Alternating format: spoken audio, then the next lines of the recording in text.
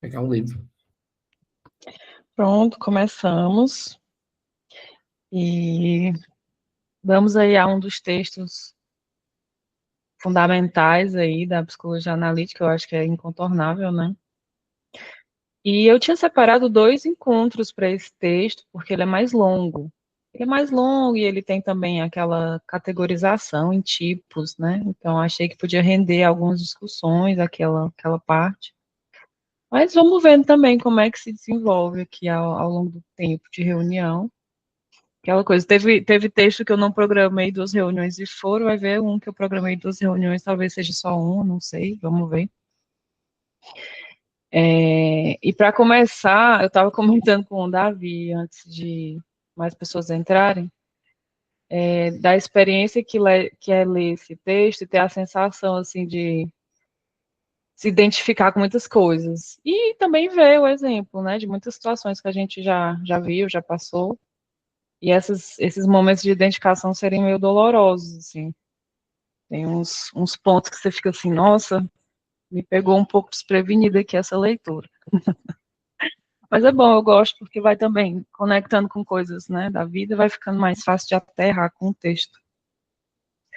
E tem uma coisa que me pegou sobre o formato do texto, que é, né, a escolha que o Jung faz de apresentar o conceito de arquétipo, para depois falar de mãe, de materno. E lá no resumo voltar de novo, ele está sempre voltando para a coisa do conceito, assim, do arquétipo, mas ele separar um tópico, né, para apresentar isso antes, e no resumo apresentar de novo, assim, né, retomar. E eu fiquei pensando como isso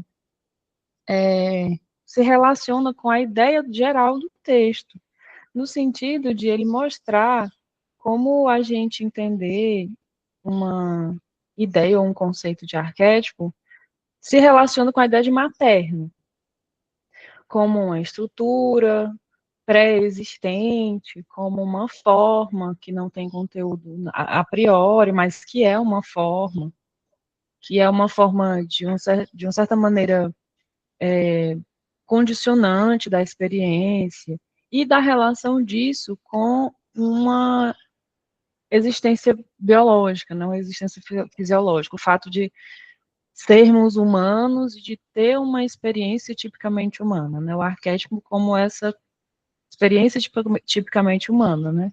Uma interface aí, irmã do instinto. E eu achei interessante pensar nisso como um ponto importante para compreender materno, compreender o que ele está tentando discutir como materno, né? Além disso, compreender também a importância psicológica, porque argumentar sobre arquétipo, explicar o conceito e tentar explicar isso na experiência, né? Porque tem uma tentativa que ele faz também, quando ele faz essas categorias, ele tenta conectar com experiências mais individuais, né? Ressaltar a importância psicológica de reconhecer isso. Então, tem uma relação aí de, para entender a ideia de materno, talvez seja bom a gente entender arquétipo, assim como entender arquétipo ajuda a gente a entender tudo que ele está falando sobre materno, né? Mas o contrário é verdadeiro. E num sentido de valorização psicológica do que é o arquetípico, do que é a experiência arquetípica relacionado com a experiência materna. Isso é um ponto que eu acho interessante sobre a forma, né, que ele estrutura o texto. E que dá para a gente ver uns pontos que o Jung ressalta de vez em quando. O Davi postou recentemente, não sei quem teve a oportunidade de ver, um corte da participação dele num podcast que ele falava sobre o inconsciente ser natureza, né, Davi? E, e essa relação que o Jung estabelece ao longo dos textos de as experiências psicológicas serem naturais, terem um aspecto natural, terem uma relação instintiva com a nossa espécie, né? A experiência enquanto espécie humana. Essa é uma coisa que fica sempre ali, seja explicitamente, seja implicitamente, na compreensão da psicologia analítica. E eu acho legal trazer isso, porque é uma temática que, de certa forma, se relaciona com a discussão sobre o feminino. A gente está falando sobre materno no texto de hoje, mas também sobre o materno como um dos aspectos desse feminino, né? Esse é um dos pontos. Outro ponto que eu achei interessante. Oi, Davi. Eu acho interessante essa ligação, né? Porque existe a leitura comum de o inconsciente tem um aspecto materno, né? Na psicologia analítica. O inconsciente seria aquilo que o Jung chama de o reino das mães, né? Para tirar do Goethe essa ideia, seria esse lugar matriz, né? Do surgimento da... A ideia de matriz, aliás, que tem a ver com maternidade, né? Aquele lugar de onde a gente vem, a fonte criadora, né? Mas é interessante, porque o materno é mais próximo da natureza, né? Logo, estaria mais ligado com essa questão do inconsciente, nesse sentido. Enquanto que o paterno estaria relacionado à inserção na cultura. Mas aí acaba que o inconsciente fica nessa configuração de inconsciente igual à natureza, são sinônimos, né? Até o Jung, quando ele fala de natureza, é um sinônimo de inconsciente, que logo se aproxima do materno. Só que aí, ao mesmo tempo, eu fico pensando nessas leituras do Jung sobre a psicologia feminina, em que existe um duplo ponto, né? Que, tipo assim, o inconsciente é materno nesse sentido de relacionado às imagens da natureza, né? O inconsciente é natureza. Enquanto que o paterno está relacionado aos valores da cultura. E aí eu fico pensando nessa coisa eu estou trazendo coisa, mas enfim, sobre o vetor masculino do inconsciente da mulher, que seria a ideia de que a mulher, na visão clássica, né, teria uma vinculação maior com o inconsciente, né? Teria uma proximidade maior da natureza. Isso envolve essa relação já de início de identidade com o materno, né? Só que eu acho que é muito espinhosa essa relação, porque aí entra naquela discussão sobre mulheres terem que se diferenciar do inconsciente, enquanto homens têm que se aproximar dele, né? Teriam que estabelecer uma relação com. Mas aí acho que tudo isso entra na discussão sobre materno, né? Principalmente no materno como aquele que traz os valores naturais. Tanto é que o complexo materno está muito associado à relação da mulher com os fluxos do corpo, né? Com a dimensão da natureza, né? A ligação com a questão lunar, né? Da consciência lunar. Essas questões que têm um paralelo fisiológico mesmo, até com a questão dos ciclos de menstruação, a existência do útero como esse aspecto autônomo, né, no corpo, que aí adiciona uma autonomia a mais na questão da mulher, né? Mas aí isso entra várias questões, isso, né? Porque o corpo é ponto de partida. Mas acho que não sei nem se eu me fiz entender, mas tem um monte de cruzamento nessa questão do materno que envolve essa relação com a natureza e se envolve umas discussões bem longas para pensar a psicologia feminina mesmo. Pois é. Muitos entrelaçamentos, né? Primeiro ponto que eu pensei foi, o Jung, ele tem esse hábito de se dizer um empirista, né, de se dizer ele descreve fenômenos, ele não está tentando chegar num ponto de argumentação que ele chamaria metafísico, né, se fosse parar para pensar na discussão que a gente está tendo aqui. Então, para ele seria esse argumento, assim, ele observa que é assim, por que que é assim, se é assim na realidade em si mesma das coisas, a gente não tem como dizer, enfim, seria um dos argumentos que eu penso, assim, que dá para se responder um pouco a questão. Não é suficiente para o tipo de inquietação que a gente tem, mas é uma coisa que eu já sei que é meio lugar comum nas discussões. Mas fora isso, de fato, essa coisa da natureza e do aspecto feminino do inconsciente, fiquei pensando muito a partir desse texto, o quanto tem algo aqui também na argumentação que é de o Jung tentando discutir uma,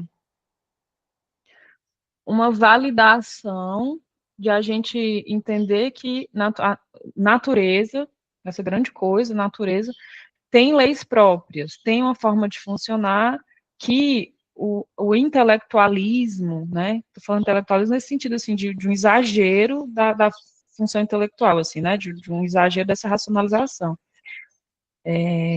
não vai conseguir esgotar. E de que talvez ele não devesse esgotar, talvez devesse aprender a se relacionar, mas não esgotar, né? Mas é interessante uma defesa de que existe um funcionamento próprio, que dali você deriva que existe, assim, leis, que existe uma certa organização cósmica, uma coisa assim. E aí eu fico pensando nessa discussão sobre mulheres estarem mais próximas, né, mais, que deveriam se diferenciar disso e tal. De fato, indo por esse argumento assim da observação, se observa na prática, que é isso, né? De fato, tem alguns condicionantes biológicos que obrigam as mulheres a lidarem com a biologia, com o corpo e com a fisiologia de um modo diferente do homem lidar com o próprio corpo e a própria fisiologia. Não tenho a capacidade de falar sobre como é a forma que um homem, no sentido sexual, de indicadores sexuais, né, do macho, de um espécime macho, se relacionar com a fisiologia, porque ele tem uma fisiologia própria, né? Mas, de fato, tem uma coisa da fisiologia feminina obrigar certas demandas, tarefas e, assim, alguma coisa a se fazer, né? Você tem que fazer alguma coisa a respeito. E você se negar a fazer isso não muda o fato de que existem coisas que você precisa lidar, né? Inclusive, essa é uma das discussões também sobre questões de gênero e transexualidade, transgeneridade, que é como de fato tem intervenções necessárias, né? A gente precisa fazer intervenções para fazer uma redesignação, né? A gente tem que ter algum tipo de intervenção porque existem fatos fisiológicos, né? Aí, assim, de fato, isso leva para um flanco da psicologia junguiana que estuda feminino, que virou, de uma certa forma, um movimento, que é, por exemplo, do sagrado feminino, que vai discutir sobre a reconexão com esses aspectos, como se isso fosse uma espécie de caminho, né? Um caminho para se reorientar psicologicamente enquanto mulheres, através dessa reconexão. Eu acho que é um movimento interessante, principalmente se você pensar em compensações. Só acho que pode ser questionável tratar isso como uma coisa generalizável, né? Porque você não sabe o que cada mulher precisa de fato. Então, mas que as que se identificam e tal, acho que é uma coisa válida. Mas mostra para a gente como é que, por exemplo, pode se abrir a partir da compreensão, né, teórica, essas subdivisões, né, dentro do mundo junguiano, dentro dessa temática do feminino. Uma delas é essa que eu vejo, né. Bom, aí, de fato, muitos entrelaçamentos, por enquanto consigo falar sobre esses, né, sobre isso. Mas isso que você falou me fez pensar num ponto que eu destaquei, no parágrafo 152, que ele fala sobre arquétipo, ele fala sobre serem imagens, né? Imagens entre aspas. Imagens expressam não só a forma da atividade, não tem a forma, mas também a situação típica da qual se desencadeia a atividade. Então, a imagem, na verdade, complementa tanto a forma como a situação desencadeadora, situação em que aquela forma vai ser ativada, constelada. E eu achei pensar, comentário. Aprendi a lidar com muita coisa depois que comecei a ler Clarissa. Inconsistência? Pois é. Eu acho um assunto muito rico falar sobre mulheres que correm com os lobos. Eu sei que ela tem outros textos, mas é porque esse é um texto muito conhecido, né? Eu acho muito rico, porque ele abre muitas discussões. Muitas discussões eu acho que não passam pelo que importa. Assim, minha opinião, né? Eu acho que algumas discussões ficam à margem. Por exemplo, discussões que vão questionar a validade do livro, se é um bom livro, se é a consistência teórica do livro. Eu acho que essa discussão, por mais que ela possa existir, não estou dizendo também o que a pessoa vai discutir ou não, ela não toca um ponto muito importante, que é os livros da Clarissa tocam muitas pessoas, mobilizam muitas pessoas e causam efeito. Que não é o tipo de efeito que você consegue criticar intelectualmente do momento de mas está errado. Mas epistemologicamente está fraco. Dizer isso não muda o efeito que o livro causa. Aí eu acho que tem um pouco de, não sei, uma certa simplicidade. Pois é, menina, perde o ponto, assim. Parece que perde o que de fato interessaria numa discussão desse tipo. Talvez não precise saber também, né? Mas é como se você ficasse assim, tá, mas e aí, por que que essa narração dessas histórias, por que que essa análise que ela faz mobiliza tanta gente? Porque esse livro, gente, é top vendidos há décadas, assim. Pode comentar, mano. Então, o Heráclito não sabe porque ele não me conhece, mas eu comprei o curso dele e estava fazendo e tal, e eu achava muito rígido, assim, eu sentia uma dificuldade de entender algumas coisas. Acho que é porque eu também estou bem no começo. E aí, quando eu fui procurar mais conteúdo no YouTube, eu vi o vídeo dele que fala fujam de mulheres que correm, corram de mulheres que correm com os lobos, e eu achei aquilo de uma violência tamanha, nem quis ver o vídeo todo, porque o título já me deixou um pouco mexida, porque não que eu seja a maior defensora, mas eu acho que os contos, eles trazem uma facilidade de você associar coisas que você não consegue dar o nome. Porque, às vezes, é muito difícil você trazer à tona a sua violência, a sua raiva, são coisas que a gente tem dificuldade de aceitar. Então, ele exemplifica como é isso e como você pode tratar. Então, às vezes, traz uma facilidade até para você levar para a tua análise, porque você não consegue dar um nome. Quando você consegue nomear, você consegue entender o que tem por trás disso e toda a bagagem que aquilo que antes era inomeável traz que você não consegue mostrar, né? Então, é por isso que eu gosto bastante de Mulheres que Correm com os Lobos. E essa é a minha contribuição de hoje. Muito obrigada por ela, inclusive, porque eu acho que esse é um ponto que assim, um livro ou uma discussão que vai sempre aparecer quando a gente vai falar sobre feminino, grupo, curso, essas coisas, né? E assim, eu acho que tem algo sobre você conseguir ter uma compilação de narrativas extremamente simbólicas para o feminino. Se isso vai ser apresentado, porque assim, uma das críticas que eu sei que existe, né?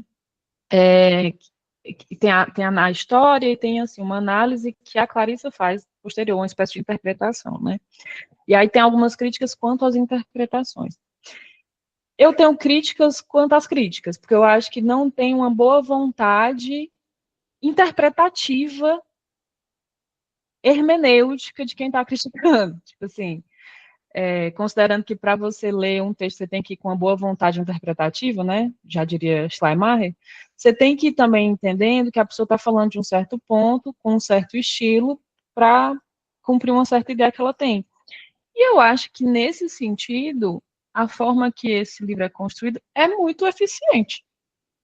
Tem uma vantagem de repertório de narrativas femininas, que eu acho muito rico. Principalmente se a gente pensa na pobreza de referenciais femininos que a gente tem, né? Referenciais simbólicos. Tem a forma de apresentar que não vai priorizar uma intelectualização, que eu também acho muito válida, muito interessante, a forma que vai dar uma favorecidinha num aspecto mais intuitivo, mais sentimental. Então, assim, eu acho que um pouco de preguiça mesmo. Eu acho que se perde uma crítica digna mesmo, assim, se fica nisso, você não está falando muita coisa que contribui. Em vez de talvez falar sobre o que é que tem ali que de fato mobiliza tanta gente, o que é que tem ali que faz esse livro ser ainda muito significativo, vai e volta, né? Pois é, então, estratégias, né? Não é nem estratégia de marketing, porque não dá para dizer que é estratégia quando é uma coisa tão espontânea da pessoa.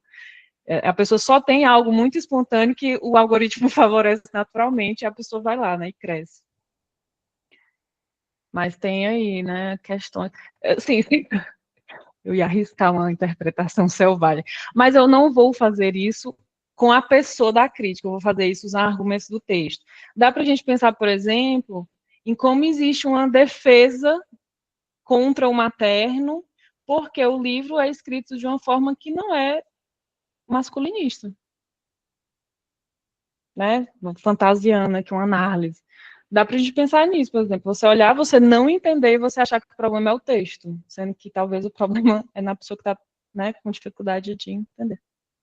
Pois é, exatamente, Laila, não tem, eu sinto também. Não foi escrito para ele. Tipo assim, a crítica é essa, esse livro não foi escrito para mim, no fundo, assim, né? Mas assim, gente, toda farmácia que eu chego, esse livro tá lá, na gôndola. Eu sinto muito. É isso. Eu digo isso, mas eu nunca consegui terminar porque ele é muito grande, né? Aí tá hora. É como se tá hora sentisse assim, uma coisa meio suficiente, aí, deixo lá, e hoje, muito tempo. Oi, Amanda. Hoje eu tô muito falante. Acho que tudo que eu não falei nos últimos encontros, eu deixei para falar nesse. Meu analista, o meu psicólogo, fala o seguinte, que tem uma mulher que lê Jung, e ela é muito humilde, e aí o Jung chega e fala assim, nossa, mas como que você conseguiu entender? E o Jung fala assim, mas... Ela fala assim, porque isso é pão, né? Isso é pão, isso alimenta a alma. Eu acho que esse livro, ele é muito disso, ele é pão, né? Ele alimenta a alma. Eu acho que existe a necessidade de ter um rigor teórico para ter um embasamento, mas também existe a necessidade da simplicidade para aquecer a alma, né? Então, se a gente visa atender ali para trazer isso, né, aquecer a alma, aliviar os sintomas, eu acho que é importante a gente ter pão, né? Algo que seja de fácil compreensão. E ainda tem uma...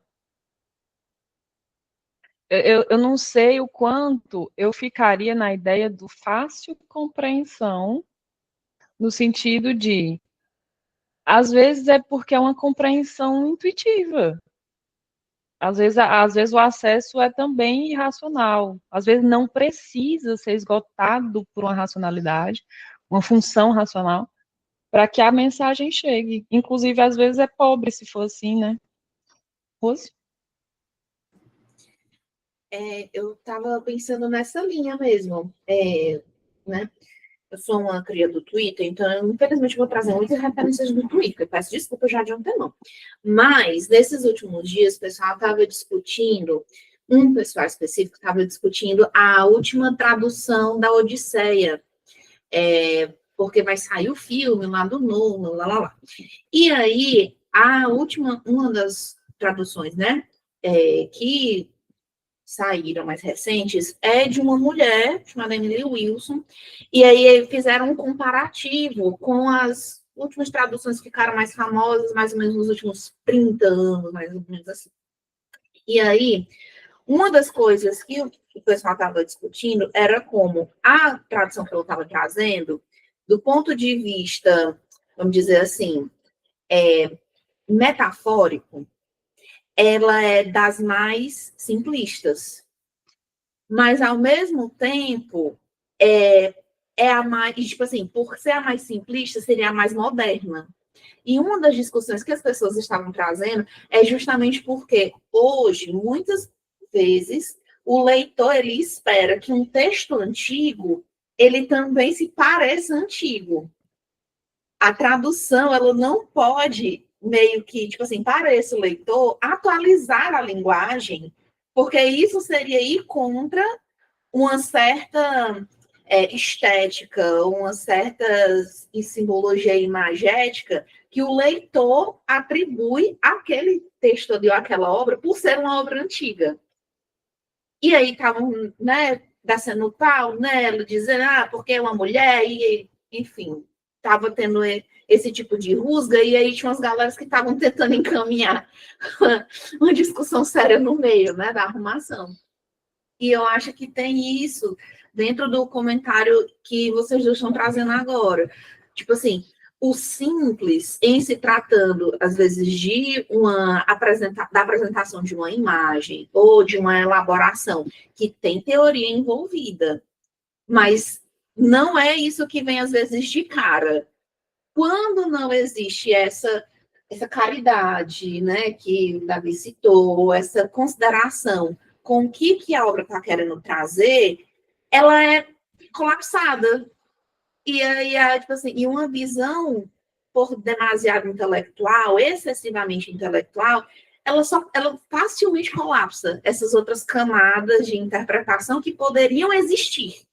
E aí se chega nesse resultado de, epistemologicamente é fraco, ou intelectualmente entendeu? É raso.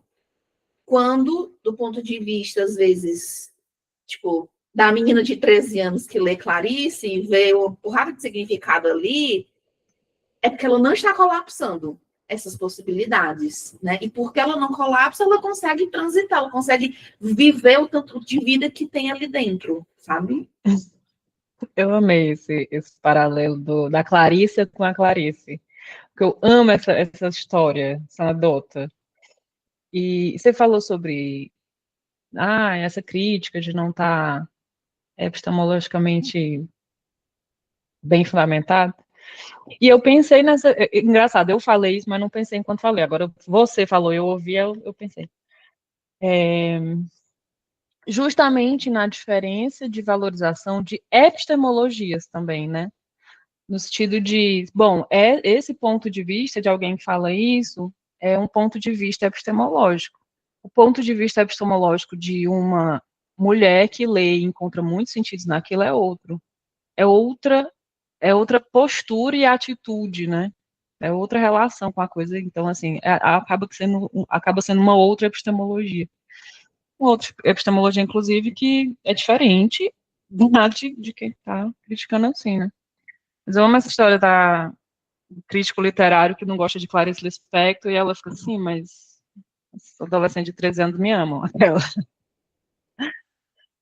E todo mundo sabe que adolescentes de 13 anos são muito mais filosóficas do que qualquer filósofo, né? Acho que isso é um consenso aqui. Bom, eu tava falando de um ponto do Afiados como, amiga? Raramente alguma coisa passa num crivo crítico de um adolescente, amiga. É o crítico dos mais afiados. Né? Eu estava falando de um ponto do texto, né, que é a definição de arquétipo, né, de serem essas imagens que preformam, influenciam o pensar, o sentir, o agir, e aí depois disso ele vai para falar de arquétipo materno, né. E aí o primeiro parágrafo que ele fala disso, que é o 156, ele faz uma sequência de descrição geral de paralelos, que eu acho muito interessante, porque a gente tem um trabalho danado para pegar as histórias e abstrair o que elas têm em comum, né? Aí que ele dá uma boa organizada. Aí ele fala que vai mencionar apenas algumas formas, né? Algumas das características mais gerais. Aí fala que tem a ver com a mãe, com a avó, com a madrasta, com a sogra, com uma mulher com a qual nos relacionamos. Aí eu acho legal que ele fala uma mulher com a qual nos relacionamos. E aqui eu fiquei pensando, nos quem, né? Nos relacionamos quem? Porque eu acho que tem muito facilmente uma tendência de homens olharem para mulheres quaisquer e verem alguma coisa de materno. Quaisquer, mulheres quaisquer, né? E aí uma mulher com a qual nos relacionamos, essa generalidade, talvez aponte um pouquinho mais para uma fala de um homem, né? Um homem falando. Uma mulher genérica, esférica no vácuo, seria uma mulher portadora da imagem da mãe também. Não que para mulheres não seja, né? Mas que uma generalidade assim. Bem como a ama de leite, a alma seca, antepassada, a mulher branca. No sentido da transferência mais elevada, a deusa, especialmente a mãe de Deus, a virgem, enquanto mãe rejuvenescida, por exemplo, Deméter e Coré. Sofia, enquanto mãe, que também é a amada, eventualmente também o tipo Sibeliates, ou enquanto filha amada, mãe rejuvenescida. Eu acho que outro ponto também do um homem falando é essa Sofia, enquanto a mãe que também é amada, que é a junção de ânima e materno, né? A meta da nostalgia da salvação. Aqui eu já começo a achar legal, porque ele vai abstraindo para outras coisas menos personalistas, né? Assim, a meta da nostalgia da salvação, eu acho muito interessante ver esse elemento materno em, por exemplo, movimentos conservadores, que tem essa visão de um passado para o qual retornar, sendo que, na verdade, é uma grande fantasia nostálgica, que não, já o que não existe de fato, né? Uma espécie de era de ouro, uma coisa assim. E o quanto isso fala de um aspecto materno, de uma identificação com o inconsciente, né? Em sentido mais amplo, a igreja, a universidade, a cidade ou o país, o céu, a terra, a floresta, o mar, as águas quietas. Outra coisa que eu acho interessante nessa lista que ele faz é botar a igreja, universidade, cidade como esse aspecto materno. Alguma coisa de materno na função dessas instituições, né? E um aspecto maternal dessas instituições. Tem uma coisa que eu queria acrescentar nessa lista, não é bem numa lista, né? Que é, por exemplo, a relação com o trabalho, que dá para a gente ver também algum aspecto materno com o tipo de regime trabalhista que você estabelece. Por exemplo, concurso. A forma de relação com o trabalho que o concurso proporciona, ela tem algo de materno também, no sentido de ter uma grande estabilidade, uma grande previsibilidade, de você estar muito mais garantido neste emprego do que num regime que tem uma concorrência maior, né? Fala, amiga. É interessante essa questão do concurso, porque isso dá essa estabilidade, só que ao mesmo tempo pode, como é parte do materno, isolar a pessoa da vida dependendo da relação que ela tem. Eu lembro isso porque professores universitários são muito deslocados da realidade. Com o tempo, eles ficam mais deslocados ainda. E existe uma ideia, por exemplo, eu lembrei que o Nicolas estava tentando fazendo a prova para um mestrado em ciência da religião. E o pessoal muda o horário em cima da hora da entrevista, sem consultar ninguém, passa da manhã para a tarde. E isso é claramente uma coisa que uma pessoa que não precisa lidar com uma jornada de trabalho decidiria, sabe? É uma pessoa que não precisa lidar com horários, sem consultar as pessoas envolvidas, né? E se você for ver professores que estão há muito tempo num curso, né, eles vão se tornando, se eles não atentarem a largar a vida deles de alguma forma, eles vão se tornando cada vez mais restritos acerca de questões até de compreensão de como estão as dinâmicas do mundo, do mercado de trabalho. E aí faz muito sentido o que você falou de que isso dá uma estrutura materna, e o materno tem esse risco, né, de se ele for colocado como um lugar comum de estacionar, aquela pessoa se desliga da relação com a realidade, porque tem sempre aquela mãe que cuida, que é a vaga garantida, né? E é, às vezes, garantido no sentido que a pessoa pode fazer atrocidades no ambiente que ela está, e mesmo assim é garantido a ela estar com aquela posição ainda assim, né? Manter a vaga. E aí isso cria, ao mesmo tempo que o conforto pode criar um perigo também aí de ser aprisionado nesse materno. Faz muito sentido essa leitura. Uhum. Tipo, a acomodação, né? Acomodação, o conforto como devorador, né? De você... É quase incondicional, né? As condições são você fazendo ou não fazendo, recebe da mesma forma, fazendo ou não fazendo, sua vida tá lá, daquele jeito. É muito fácil você... Assim, parece uma coisa que exige muito mais dinamismo e força de vontade para não recair numa acomodação do que outros regimes de trabalho, né? Outros regimes trabalhistas. E eu achei essa palavra muito boa, incondicional, para falar do materno. Que tem essa coisa, né, que marca o materno, que é essa incondicionalidade, que até a gente diz que o amor materno é aquele que garante o lugar da pessoa no mundo, independente de qualquer coisa, né? Não tem nenhuma condição envolvida, basta você estar vivo, né? Uhum. que nos leva ao próximo tópico da sequência, que é a matéria, o mundo subterrâneo e a Lua. Quando eu falo a matéria, nesse sentido de você existir, a existência material, concreta, você é uma existência, pronto, é isso, é tudo que você precisa para você estar vivo. Essa ideia de uma dignidade de existir, já existe, porque existe, já está vivo, já está valendo, né? Uma incondicionalidade só por, enfim, num sentido mais restrito, como lugar do nascimento ou da concepção, a terra arada, o jardim, o rochedo, a gruta, eu acho ótimos paralelos para a gente pensar simbolicamente, inclusive, né? A árvore, a fonte, o poço profundo, a pia batismal, a flor como recipiente, como círculo mágico ou como cornucópia. Em sentido mais restrito ainda, o útero, qualquer forma oca, por exemplo, a porca do parafuso, a iônio, o forno, o caldeirão, que eu acho interessante de pensar no aspecto de círculo protegido de transformação, né? Não é apenas o lugar, mas um lugar que também proporciona essa possibilidade, né, de uma mudança, de uma transformação, tem esse caráter materno também. Enquanto animal, a vaca, o coelho e qualquer animal útil em geral. Eu acho também como mostra uma relação com a coisa natural, né? Quando os animais são esses elementos que indicam algo de materno. E ele fala como esses símbolos podem ser positivos, né, favoráveis ou nefastos. E eu acho que tem um ponto do entender isso como favorável ou desfavorável, nefasto ou positivo, também ser sobre uma capacidade de conflito moral, né? Por exemplo, isso que a gente estava falando, da estabilidade de um concurso público ser uma coisa muito maternal, tem os aspectos positivos disso, mas tem os aspectos negativos que, para a gente conseguir reconhecer, tem que ter essa avaliação moral. Sem esse conflito moral de olhar para essas características e dizer assim, talvez seja um problema, existe conforto demais, o que para muita gente pode ser um desafio, pensar assim, conforto demais é um problema. Tem muita gente que não vai concordar. Tem muita gente que não vai conseguir enxergar, né? Mas, né?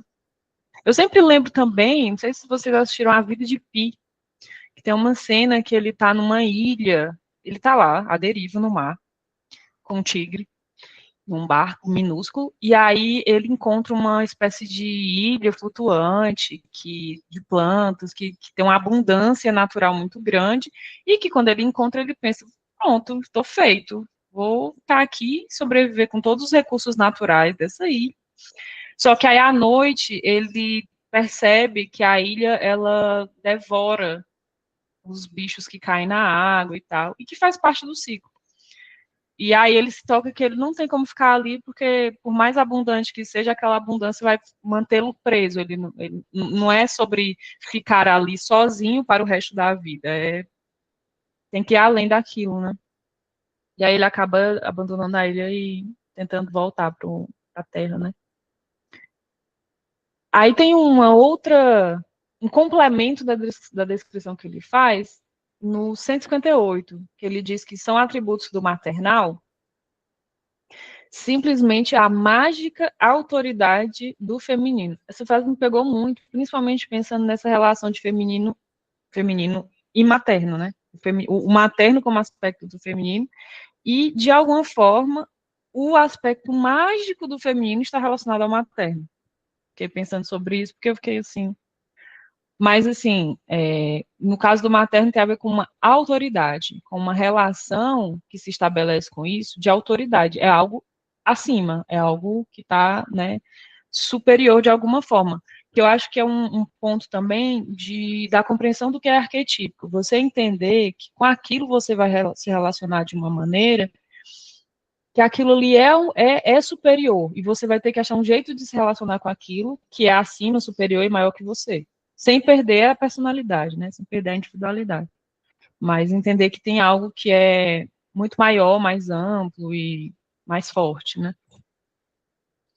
A sabedoria e a elevação espiritual, além da razão, o bondoso, o que cuida, o que sustenta, o que proporciona as condições de crescimento, fertilidade e alimento, o lugar da transformação mágica, do renascimento, o instinto e o impulso favoráveis, o secreto, o oculto, o obscuro, o abissal, o mundo dos mortos, o devorador, o sedutor e venenoso, o apavorante e fatal.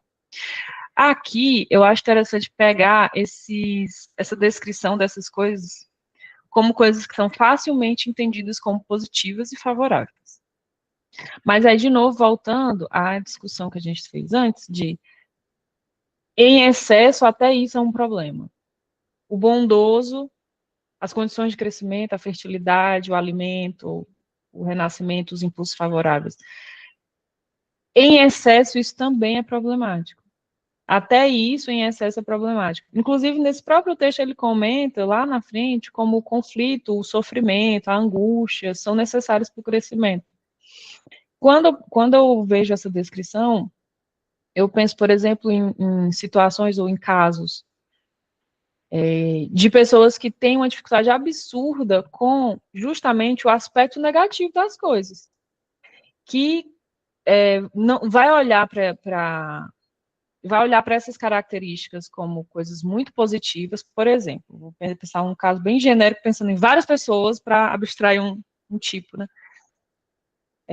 Pessoas que se doam muito, que se esforçam para ajudar os outros, que abrem mão das coisas da própria vida para ajudar as outras pessoas, e que olham para isso, eu acho isso muito legal, e assim, não tem crítica, não tem, porque isso é muito positivo. Não consegue olhar para isso no sentido do problema que isso pode gerar para a vida. Problema, inclusive, prejuízos para a vida dela. Não conseguem olhar, inclusive, de como isso mostra sei lá, uma dependência, uma codependência.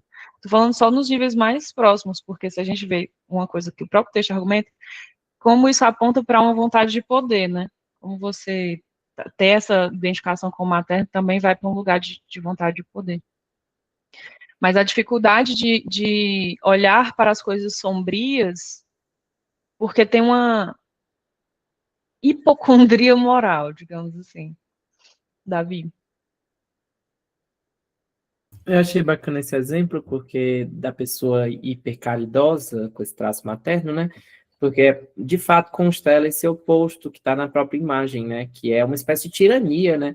Porque essa pessoa, ela vai, de certa forma, esperar que, a partir de um recurso projetivo, né? Que as pessoas ao redor tomem essa mesma atitude. Que é eu me sacrifico pelo outro, logo ele deveria se sacrificar também, né?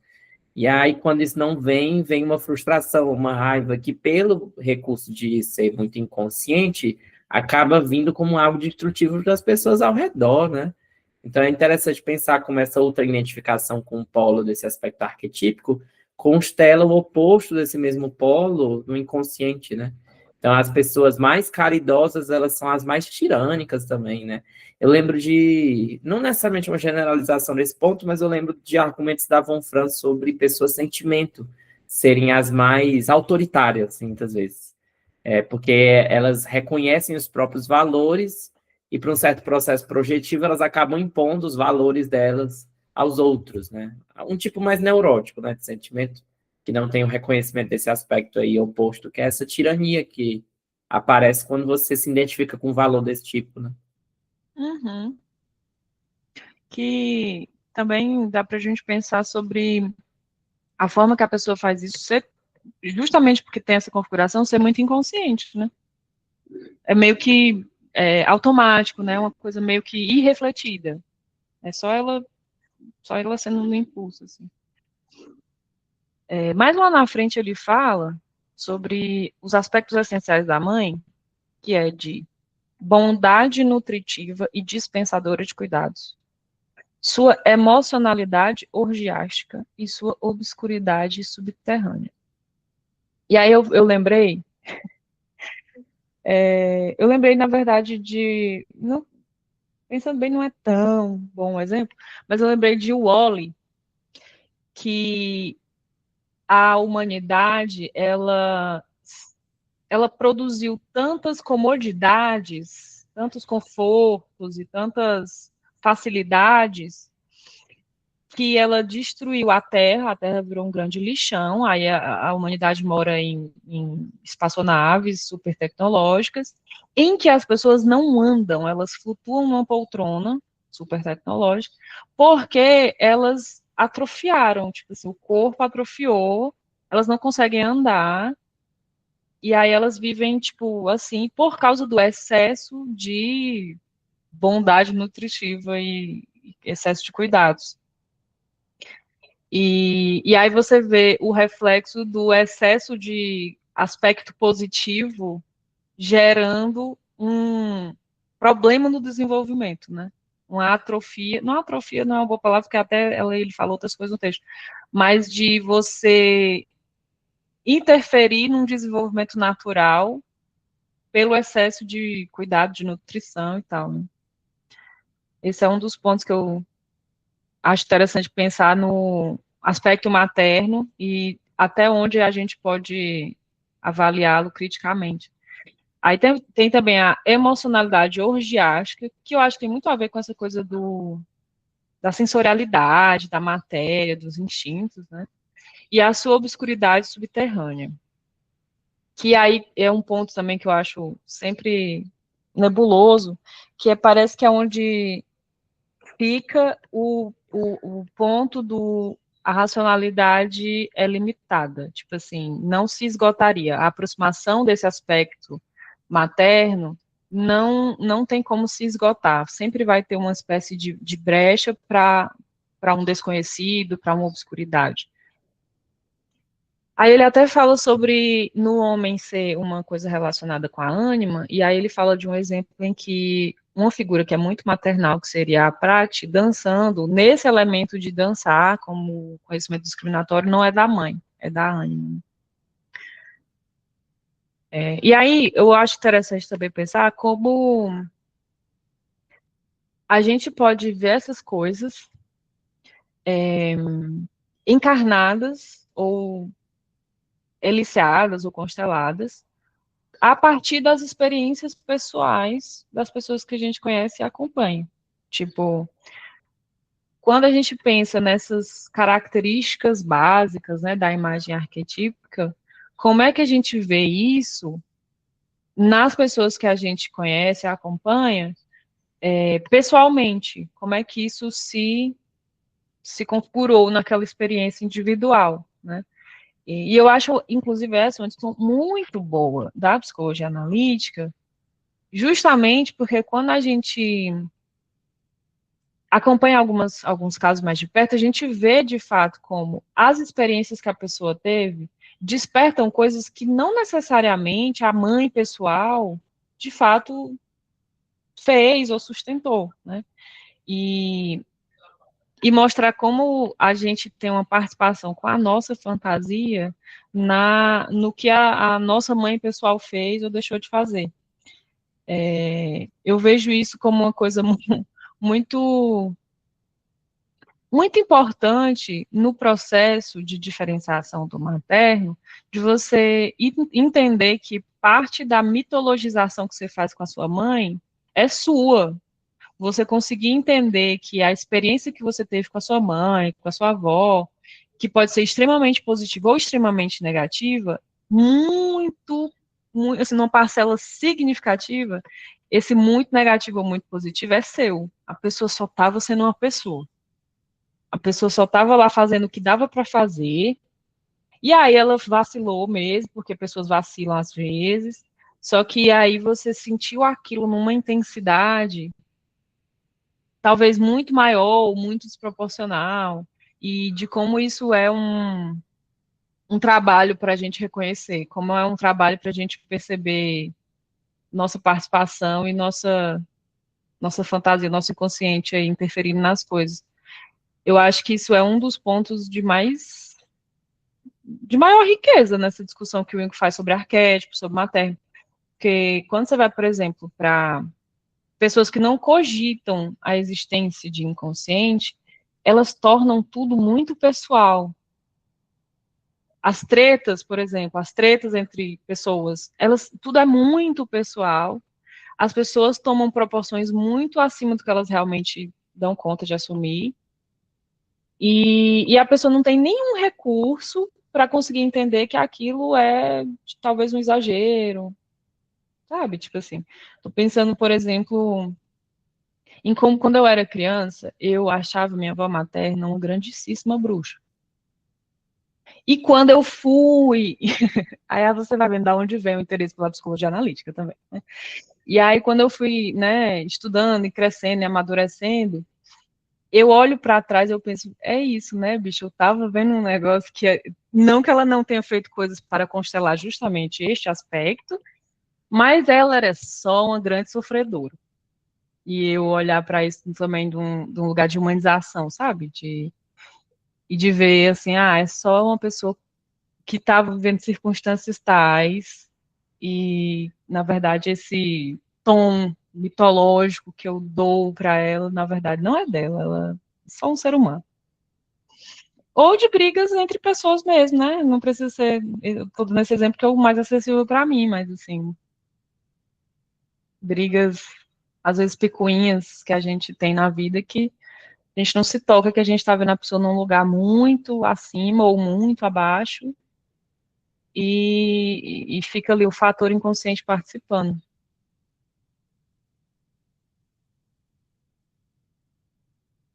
Deixa eu ver o que mais que eu peguei dessa sessão.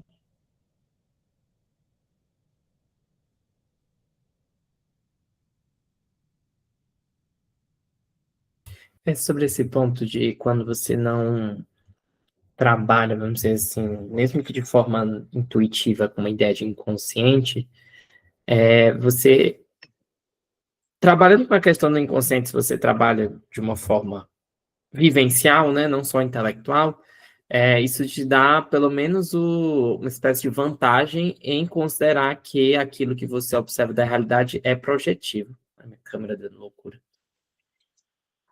Desfocou aqui. O É aquilo que respectivo. você é aquilo que você pensa, vivencia de alguém, é projetivo, né? É a gente que trabalha com a perspectiva do inconsciente, a gente, pelo menos em tese, deveria considerar isso como um ponto. Quando não tem essa hipótese, vamos dizer assim, mesmo que vivencial, a pessoa parte do princípio de que as coisas são algo do objeto, né? Que é aquilo da projeção mesmo. Que aí não abre o espaço para retirada de projeção mesmo, né? Que é necessário. Que é admitir que existe algo interior naquela vivência. Por isso que a psicoterapia é tão interessante, né? Porque a pessoa volta ao reconhecimento constante de que tem algo interior naquela vivência objetiva. Uhum. Inclusive, uma das coisas que ele comenta sobre esse fator materno, né, é essa possibilidade de uma experiência religiosa, ou de um sentimento religioso, né? Por que eu tô falando isso? Porque eu acho que quando a gente fala sobre essas participações projetivas, né, do inconsciente, quando a gente cogita isso, mesmo que intuitivamente, a gente está falando de uma experiência que é psíquica, que talvez as religiões consigam tratar melhor do que outras coisas, né? E aí, quem tem um background nesse sentido, consegue pelo menos admitir que existe ali um funcionamento de outra ordem, tem uma abertura para isso. E como isso fala também da experiência arquetípica, né? De você experimentar as coisas psíquicas entendendo como algo de outra dimensão. Ive,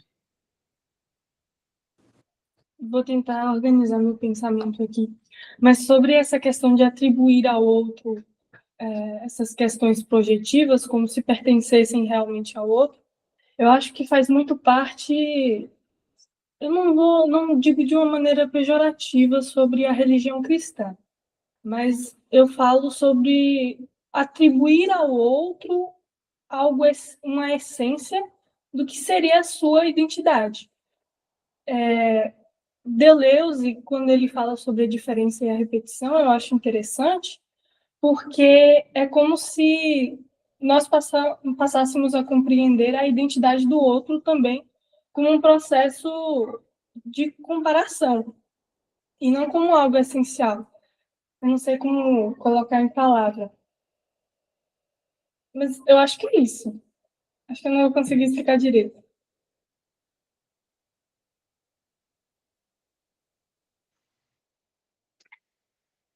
tem um inclusive esse comentário que eu fiz, né, sobre mãe pessoal e tal, tem um ponto aqui que ele fala claramente que ele está se diferenciando da psicanálise freudiana, né, que atribui uma importância muito grande à mãe pessoal. E aí, tem um ponto que ele fala sobre como é importante a gente reconhecer não apenas a projeção acontecendo, mas também os fatores que geram essas projeções. Tipo assim, ele não fala dessa maneira no texto, tá, gente? Mas é tipo assim, você reconhecer que existe esse a mais na coisa projetada, é um ponto, você reconhecer que existe um inconsciente, existe algo em você que projeta. Mas ele está chamando, quando ele fala em arquétipo, para a gente reconhecer também as coisas que geram essas projeções, né? Os fatores que geram essas projeções. Porque descartar a projeção apenas como projeção, tipo, não, isso aqui é uma projeção. Então, eu apenas me confundi, eu apenas excedi aqui um pouco. Não é o suficiente, o suficiente para evitar que isso se repita exatamente igual, né? Mas parte do trabalho também é reconhecer que algo específico, eu digo específico no sentido de arquétipos têm um certo núcleo significativo, né? Está gerando aquela projeção, e talvez você precise entender esses fatores projetivos para se relacionar com eles melhor, porque não tem como abrir mão disso, não tem como, na verdade, se você descarta isso, você descarta bens inalienáveis, né, como ele fala no texto, e aí você conseguir reconhecer, vamos dizer assim, esses padrões, né, vamos reconhecer esse fator que se repete, gerando aquele tipo de projeção que nesse texto, por exemplo, vai falar do materno, para conseguir achar um jeito de se relacionar e de botar isso na sua vida, não é só descartar, é dar um jeito de botar isso na sua vida de alguma maneira, né? Eu acho que isso vai um passo além de apenas reconhecer que existe um consciente e que ele faz projeções, né? Amigo, você falou o problema da alteridade no comentário da Ivy? Quer melhorar isso o comentário? Não, é que essa ideia de reconhecer por contraste, né, no outro, porque a projeção tem esse lugar também, né? A gente projeta no outro e aquilo permite que a gente aprenda coisas de nós e também aprenda coisas do outro, na medida que no confronto com o aspecto projetivo, a gente entende, a gente separa o joio do trigo, né? De pegar aquilo que diz respeito ao que é meu, que é seu na relação, né? Porque sempre tem em alguma medida algo da pessoa quando a gente projeta, né? Mas também tem algo que é próprio da pessoa que escapa a gente também. E isso só é possível na relação, né? Só é possível a gente se relacionar com as pessoas. Não é possível de forma não projetiva, né? Até aquela coisa, né? A gente aprende quebrando a cara, tá hora, né? Também. No sentido de se expondo mesmo as coisas. Pois é, esse ponto da alteridade até me faz pensar na coisa que ele fala sobre como, para homens, o complexo materno vai estar contaminado com a ânima, vai estar nela associado, e para mulheres, não. Então, seria uma experiência mais pura. Nesse sentido de experiência mais pura, como é que a gente vê, então, esse processo de diferenciação que não parece passar por uma alteridade? Ou pelo menos, não sei se peguei a alteridade no sentido que você estava falando. Mas que para o homem e o feminino seria uma alteridade, e aí, né, gera uma outra forma aí de gerar esses processos de diferenciação. Mas para a mulher, isso ser uma outra coisa. Não sei. Fiquei pensando. Eu acho que isso envolve aquela diferenciação entre sombra e imagem da alma, né? Como assim? Porque se há eu acho que tipo assim, o materno não quer dizer um lugar de alteridade para a mulher. Mas eu fico pensando em que medida isso não é um outro grau de alteridade, porque, por exemplo, quando a gente fala da sombra, que eu acho que são graus de alteridade na questão da diferenciação entre sombra e imagem da alma, anima e ânimos, que fica bem evidente na questão da caracterização em gêneros. próximo, um gênero próximo, né? Se a sombra de um homem é masculina, a sombra de uma mulher é feminina, personal grosso modo, né?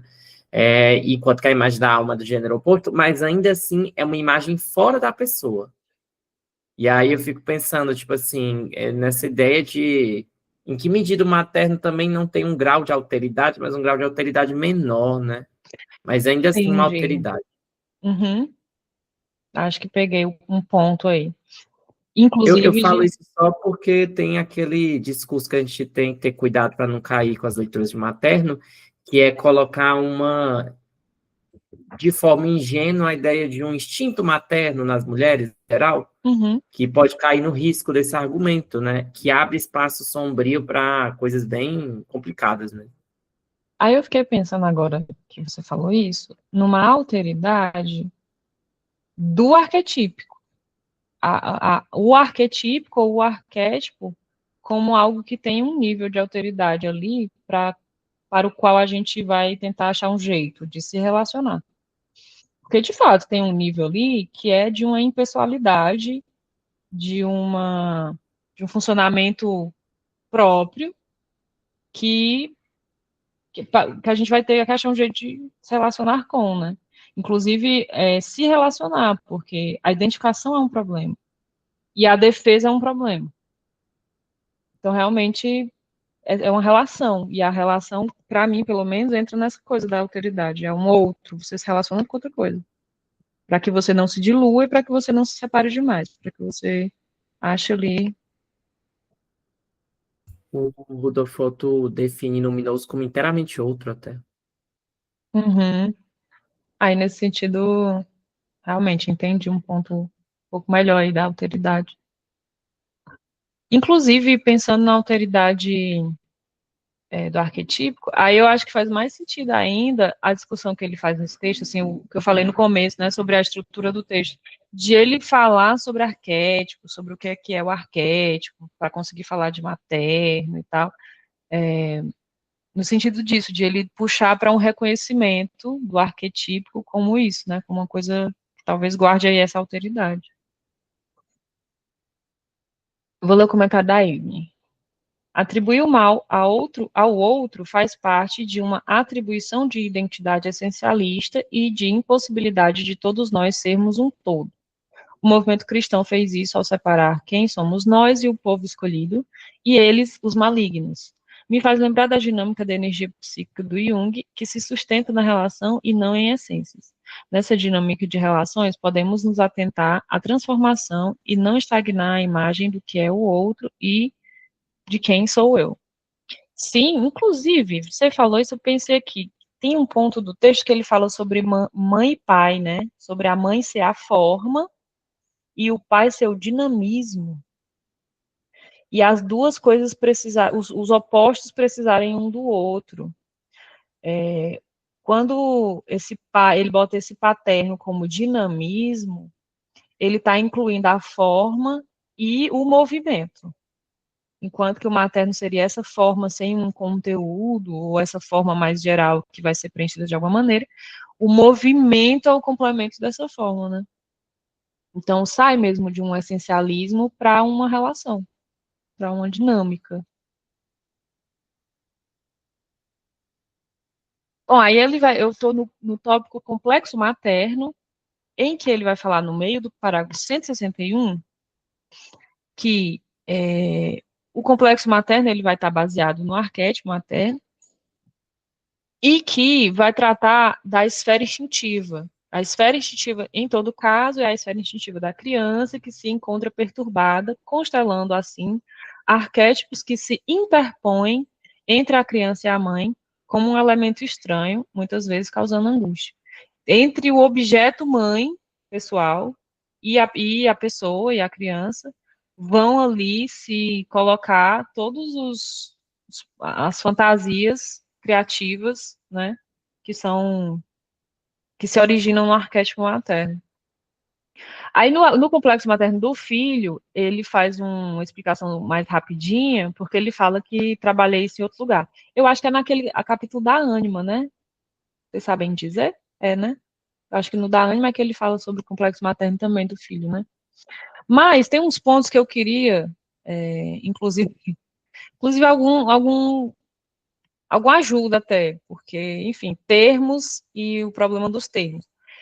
Ele vai falar sobre os efeitos do complexo materno no filho passarem por homossexualismo, donjuanismo e eventual impotência. Aí, de novo, vem aquela história do, mas o que é o homossexualismo que ele está falando? E o donjuanismo e a impotência. Porque quando ele fala homossexualismo, eu acho que desde o início desse grupo, a minha compreensão do que ele fala como homossexualismo vem mudando bastante. Inclusive com as discussões lá do WhatsApp também. E aí eu fiquei pensando, são questões de comportamento? É mais uma expressão comportamental? São comportamentos que ele tá classificando como homossexualismo, mas ele não está falando de uma orientação? Mas minha amiga Davi já falou que ele comenta sobre orientação também, né? Tipo, de ele falar sobre orientação sexual também. Só que algumas descrições que ele fala, fica parecendo que ele está tratando só do comportamento. Então, assim, ainda é uma coisa meio confusa para mim. Ele até comenta aqui que no homossexualismo, o componente heterossexual fica preso à figura da mãe de modo inconsciente. O que isso quer dizer? Ele apenas solta isso, aí eu fico, tá, eu acho que eu vou ter que ler de novo o capítulo da Ânima, né? Pra complementar aqui, porque. Diga. Tem um ponto aí que é espinhoso mesmo. Eu lembro sempre do Psicologia do Inconsciente, que ele vai analisar um sonho de um jovem homossexual que chega e quer se livrar da homossexualidade dele, né? E aí o Jung dá uma interpretação para um sonho que eu acho extremamente errônea da parte do Jung, mas que é por conta de uma ideia da homossexualidade como um tipo de processo que impediria o desenvolvimento. Que aí esse rapaz tem uma relação com outro rapaz do Grêmio Estudantil, que ele faz parte, e aí tem um sonho em que ele consegue, ele tem um anel que ele ganhou desse rapaz, parece, e eu não estou lembrando direito os detalhes, mas ele entrega esse anel para uma senhora, uma mulher mais velha, e aí o Jung fala, olha que avanço, a libido está se direcionando para uma imagem feminina, e sendo que é uma imagem materna, parece mais um movimento regressivo. E aí o Jung fala, é um movimento regressivo, mas tem uma vantagem, porque está se deslocando da homossexualidade. Sendo que o querido está voltando para a mãe. E aí me faz pensar nessa conscientização desse laço inconsciente com o materno, na leitura do Jung, né, que estaria relacionada ao desenvolvimento de uma homossexualidade. Mas a leitura que ele faz de um sonho é justamente enviesada por um aspecto, ele dá um direcionamento positivo para um aspecto regressivo, na verdade. Porque parece melhor ser casado com essa mulher materna do que ser um homossexual, algo assim. E aí ele está falando realmente de orientação sexual nesse texto. E lá no Problema Amoroso do Estudante, ele fala sobre orientação sexual também, né? Mas eu acho que, se a gente fizer um ajuste nessa discussão, essa ideia que a gente chama de homossexualismo, aqui no texto do Jung, pode ser melhor ajustado se a gente pensar que isso como... Até é difícil achar termos mesmo, mas um aspecto afeminado do homem que envolve não necessariamente orientação sexual, que me faz pensar que tem vários héteros que são mais homossexuais no sentido junguiano do que muitos homossexuais por aí. Não acho, aliás, que tenha mais hétero homossexual do que homossexual, não. Acho que tem problemas de ambos os lados. Mas existe uma discussão sobre essa ideia desse caráter afeminado, que eu acho que lembra muito até aquele post que a gente discutiu aqui, do homem princeso, né, lá no WhatsApp, que aquilo é a característica da homossexualidade, talvez, que o Jung comenta em alguns trechos, que a gente possa fazer uma definição. Aquele homem que se torna afeminado no sentido negativo, até que eu acho outro problema, porque a gente não confundir a persona afeminada, talvez, com a psique afeminada, né? Porque não necessariamente uma persona afeminada, como uma pessoa afeminada, né? De trejeitos, né? Aqueles trejeitos, assim, desmunhecar, né? Necessariamente quer dizer de uma afeminação psíquica no sentido negativo junguiano. Então, tem várias distinções que eu acho que merecem outros termos para melhor serem compreendidos, e eu acho que a comunidade junguiana, às vezes, despreza isso, levando em conta que, o Jung não estava, tentou argumentar a coisa, o Jung não é homofóbico aqui. Mas aí a gente vai continuar com esses termos? Eu lembro de uma postagem do Ramon, minha querida Insônia, que ele pegou um vídeo de recortes de um TikTok falando sobre relacionamentos de homens gays, assim. Aí ele colocou a seguinte colocação: boatos dizem que o problema da ânima e do ânimos é pior em relacionamentos homossexuais. Aí ele deu uma explicação psicológica que a leitura teórica vem antes da empiricidade, né? Mas ainda assim, essas leituras junguianas que se preserva de, o Jung não está sendo necessariamente homofóbico aqui. Se a gente não toma cuidado com os termos e a forma como é atualizada, a gente cai em movimentos homofóbicos, assim, em leituras homofóbicas. Que é isso que eu estou falando, tipo, a quantidade de heterossexuais afeminados psicologicamente, eu não vejo uma diferença de quantidade dos homossexuais afeminados psicologicamente. E aí, isso é uma leitura muito mais interessante do que você falar que um grupo tem mais do que outro. Porque é puramente uma projeção do seu lado na discussão.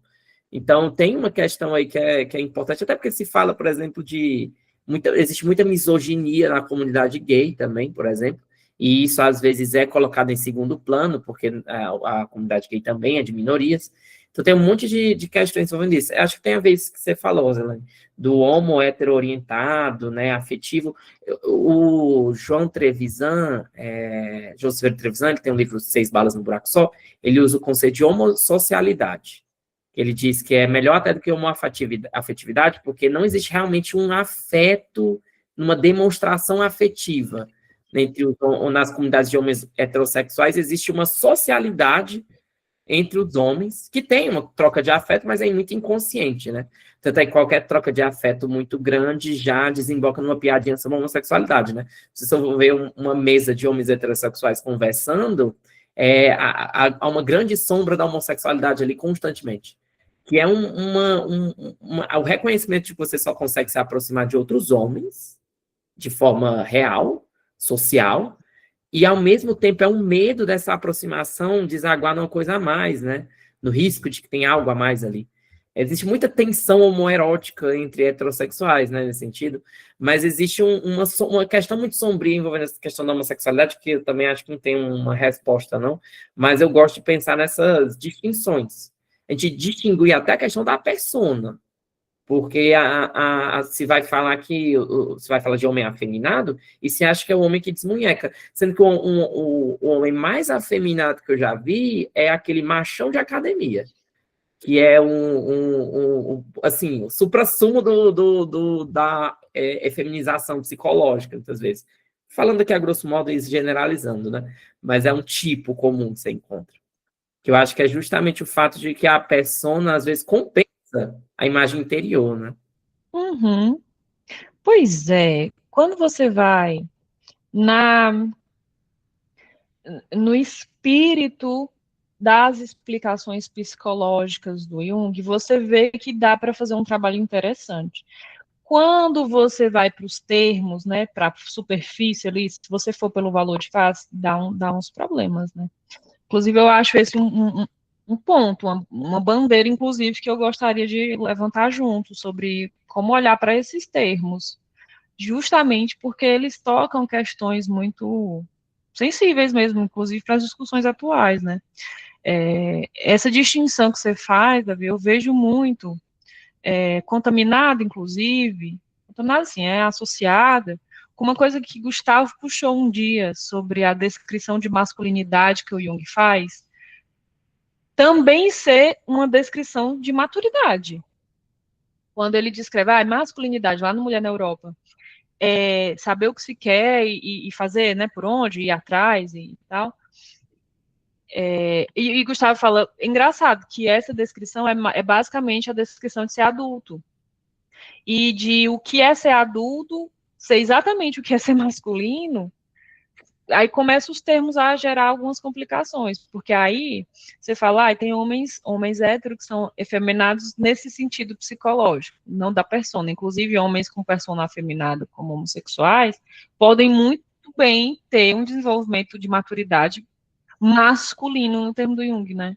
De ser objetivo, de ser diretivo, assertivo, conseguir, né, se realizar psicologicamente.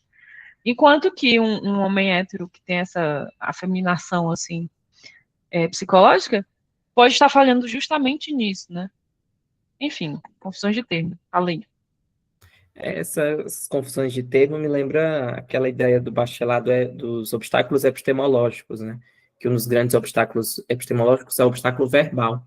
E aí ignorar que isso é um obstáculo é um problema, porque é um obstáculo para a discussão. Mas sobre essa questão da masculinidade ser igual à maturidade, eu não sei se eu coloco como sinônimos. Por quê? Porque eu lembro dos protagonistas masculinos de animes, que são extremamente infantis, só que extremamente masculinos, de um jeito que é tipo o Naruto, que ele fala desde o início, eu quero ser Hokage e eu vou ser o Hokage. Aí isso é o traço de masculinidade, que é o olhar afiado para a direção que você quer. Só que isso não necessariamente quer dizer maturidade, eu acho. É tipo assim, você sabe o que você quer, você sabe o que você tem que fazer para isso, mas é uma ideia mais de você cravar o olhar no alvo, parece o masculino, e a maturidade talvez seja o passo de executar algo em relação a isso. Que aí eu acho que tem uma diferenciação para pensar que não são necessariamente sinônimos, porque eu acho que talvez diferencie o traço do feminino do masculino, né? Que o masculino, ele tem um aspecto de cravar no objetivo para alcançar, só que o feminino é o que se move, independente de saber ou não o objetivo, né? Que eu acho que essa receptividade com o destino, né, que tem muito no Eros e Psique, né, é de se mover nas situações e se expor a essas situações, né? Que eu acho que é algo do feminino de receber essas situações. Aí eu penso que tem uma certa diferenciação entre essa definição de masculino da definição de maturidade. Porque eu acho que a maturidade acaba sendo a conjunção desses dois. Sim, que é, assim, melhorando um pouco, né, aprofundando um pouco as definições, a maturidade tem a ver com você se bancar, você não esperar que figuras de autoridade, figuras superiores, ou alguém, qualquer que seja a coisa, faça por você. E de você bancar as consequências. Não é só fazer, é o fazer, e é o fazer enfrentando as circunstâncias e lidando com os conflitos morais que isso traz e com o crescimento que isso traz potencialmente, né? Aprofundando um pouco mais, assim. Eu vou ler só o comentário Não, Rose, eu acho que tu levantou a mão porque queria participar da discussão. Depois eu leio, então, o comentário da Ife. Pode falar, Rose. Só para fazer uma adição a esse ponto que o Davi estava trazendo, é que o negócio da maturidade, tipo assim, dentro desse contexto, né, cultural, né, o protagonista de shonen ou o protagonista de shoujo, esses elementos de maturidade, a gente pode muitas vezes entender como sendo parte da maturação da personalidade, da consciência, não necessariamente entendendo por essa lente, né, de gênero.